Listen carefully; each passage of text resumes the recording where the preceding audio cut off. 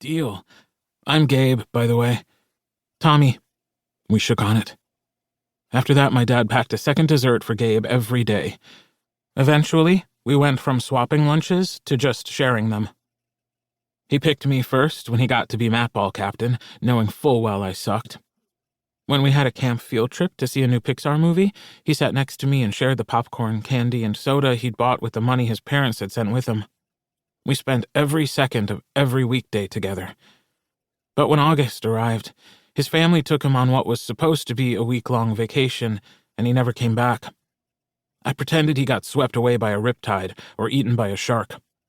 The rest of the summer, I threw away the second dessert because I didn't know how to tell my dad that my new friend was gone and never coming back. Or maybe I hoped he would come back, and I'd have that second dessert ready for him. It wasn't until the next summer that I realized why I had been so sad. Gabe wasn't like the other friends that I had grown apart from or who'd transferred to Archbishop Murphy after kindergarten. He was my first crush.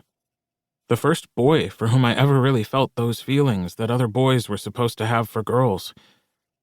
So of course he'd royally fuck up my life when he came waltzing back into it. Chapter 1. Again. I'm not sure what I thought when I saw Gabe's name next to mine on the lineup sheet, this time during the summer between 11th and 12th grade. I'm pretty certain I stared at it for a good 5 minutes before I noticed my floor manager, Natalie, waving from the other side of the office door. After taking one more look at the lineup sheet, yep, it still said Gabriel de la Hoya, I pushed open the door. "Tommy," Natalie said, smiling her wide, shark-mouth smile at me. I tried not to shudder. Natalie wasn't the nicest person in the world, and like a brightly colored tree frog warning its predators that it's toxic, her smile warned of similar danger. "I got your email," she continued. Shit, the email. I'd totally forgotten I'd sent it. I mean, I'd remembered up until I saw Gabe's name next to mine with the word shadow in parentheses. The boy with dimples who I hadn't seen in 6 years? I wondered what he looked like now. I wondered if he was still cute. Wait, Natalie's email first. That was more important right now. I closed the office door, dulling the sounds of Dante the sous chef chopping onions, and sat down across from her desk. My stomach began to tie itself in knots like a pretzel. There was a reason I sent that request as an email and didn't ask her in person. I just wanted a no in writing.